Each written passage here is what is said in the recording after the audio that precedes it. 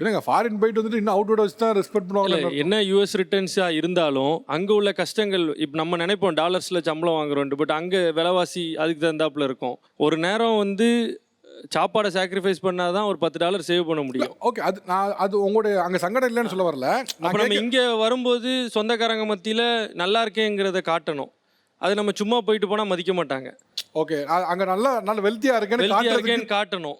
அப்போ ஒரு family function போகிறோன்னா பொண்டாட்டி பிள்ளைங்களோட போனோன்னா என் புருஷன் இப்படிலாம் நகையெல்லாம் போட்டு இருக்காருன்னு சொன்னால் தான் பொண்டாட்டிக்கும் மரியாதை. ஓகே, வேற ஏன் இதனால ஃபாரின்லேருந்து வரவங்க எல்லாருமே கையில் மோதிரம் பிரேஸ்லெட் இதெல்லாம் போடுறதுக்கான காரணம் என்ன? அதாவது நம்ம இங்கேயே இருக்கும்போது நம்ம இங்கேயும் கஷ்டப்படுறோம், அங்கேயும் போய் கஷ்டப்படுறோம். ரெண்டாவது இன்னொரு விஷயம் என்னென்னு கேட்டிங்கன்னா, நம்ம ஃப்ரெண்ட்ஷிப்பில் இங்கேருந்து இவங்களெல்லாம் விட்டுட்டு நம்ம ஃபாரின் போகிறோம். ஃபாரின் போயிட்டு இவங்க இன்னொரு வார்த்தை சொல்லிடக்கூடாது. அதாவது இங்கேருந்து என்ன உழைச்சி சம்பாரிச்ச, அங்கே போய் என்ன உழைச்சி சம்பாரிச்ச அப்படிங்கிற ஒரு விஷயத்துக்காண்டி போட்டு அலையலாம் சார். உங்களுக்கு வந்து இங்க இருந்த ஒரு ஆள் வேற, அங்கேருந்து வர ஆள் வேற, மாறுதல் காட்டணும். மாறுதலை காட்டுறதுக்காக இந்த மாதிரி பண்ணுறோம். ஆமாம் சார், அது ஒரு விஷயம் சார். அதாவது ரெண்டாவது இப்போ நம்ம ரிலேட்டிவ்ல வந்து பார்த்தீங்கன்னா, இப்போ நீங்கள் இந்த பையன் வந்து வெளிநாட்டு போயிருக்காப்புல, அப்போ வந்து இந்த பையனுக்கு பொண்ணு தரலான்னா இப்போ வந்து அவங்களுக்குள்ளே ஒரு கரசல் பண்ணுவாங்க சார். அதாவது சரி ரைட்டு நல்ல பையனாக இருக்கான், வீட்டு பேச்சை கேட்டுட்டு போகிறாங்க அப்படின்னா இந்த பையன் முன்னாடி இருந்தது வேறையா இருக்கான், இப்போ வேறையா இருக்கான் அப்படிங்கிற ஒரு விஷயத்துக்காண்டி பழைய ஆள் இல்லை அப்படின்னு காட்டணும். பழைய ஆள் காட்டணும். ஓகே ஓகே, வேற யாராவது சொல்ல முடியுமா? இப்போ நீங்கள் இந்த மாதிரி கையில் காலில் போட்டு வரீங்க, இப்போ சொந்தக்காரங்க பார்க்குறாங்க, அவங்க உங்களை எப்படி வித்தியாசமாக பார்க்குறாங்க, எதனால் இது பண்ணுறீங்க? தனி மரியாதை இருக்குல்ல. கல்யாண வீட்டுக்கு போனால் ஃபர்ஸ்ட் ரோவில் உட்கார வச்சிடுறாங்க.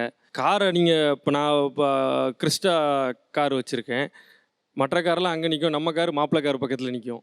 ஓகே, ஆனால் உங்களுக்கே ஒரு ப்ரெஷராக இல்லையா? இப்போ ஃபாரினில் இருந்தால் அதெல்லாம் பண்ணணும், இப்படி இருக்கணும், அடுத்து இருக்கணும், அது எலிவேட் பண்ணணும். இப்போ நார்மலாக இருந்தால் நார்மல் காரில் போயிடலாம், இதில் போனால் பெரிய காருக்கு போகணும், இது உங்களுக்கு ப்ரெஷராக இல்லையா? அது ப்ரெஷர் என்ன ப்ரெஷர்? இப்போ காரில் போவோம், ஒரு டீ போவோம், இப்போ நம்ம சும்மா எதுவுமே போடாமல் போனோன்னா இறங்கி போய் குடிக்க வேண்டியிருக்கும்.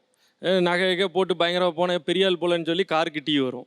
ஓகே, பேசிக்காக உங்களுக்கு என்ன தேவைப்படுதுன்னா ஒரு அங்கீகாரம், ஒரு விளம்பரம், அதானே சார். இன்னோவான்னால அது வெளியில் கெத்து காட்டுறதுக்காக தான். கூட இருக்கிறவங்களுக்கு தான் தெரியும் அது டியூவில் போட்டு வாங்கியிருக்கிறான், அது மாதம் அவன் அவன் படுற பாடு எங்களுக்கு தான் தெரியும். ஆனால் வெளியில் வெத்து சீனுக்காக அப்படி போட்டுக்கிறது. எல்லாத்தையும் வெளியில் சொன்னோன்னா நம்மளை மதிக்க மாட்டாங்கல்ல. சரி, இதனால பயங்கரமாக மாட்டவும் செய்கிறான். ஏன்னா அவன் இன்ஸ்டாகிராம்லாம் போஸ்ட் போடுறத பார்த்துட்டு பயங்கர சமூகம் பெரிய இடம் போலன்ட்டு எல்லாரும் கடன் அவன்கிட்ட தான் கேட்குறாங்க. ரொம்ப தேவைப்படுற ஆட்கள் கேட்குறாங்க. 10 பைசா எடுக்க மாட்டோமே, அது கொடுக்க மாட்டான். ஏன்னா அவனால் முடியாது, எல்லாம் டியூவில் இருக்குது, அது இதுன்னு கடன் வச்சிருக்கிறான். நான் மாதம் 2.5 லட்ச ரூபா இஎம்ஐ கட்டுறேன். ஆனால் என் சொந்தக்காரெல்லாம் ஃபோன் பண்ணி ஒரு 10 லட்சம் இருக்குமா 5 லட்சம் இருக்குமான்னு கேட்பான். என்ன சொல்லுவீங்க 10 லட்சம் கேட்கும்போது? போன வாரம் தான் ஒரு படிப்பு செலவுக்கு ஒருத்தங்களுக்கு கொடுக்க வேண்டியதாயிருச்சு, அதனால தப்பா எடுத்துக்காதீங்க அப்படி. ஆனால் கூச்சமே இல்லாம சார், ஆனால் கண்டிப்பாக கொடுப்பான், எங்கிட்ட வாங்கி கொடுப்பான். இப்படி ஒரு ஆளுக்கு தேவைப்படுது கொடுத்துருவேன்.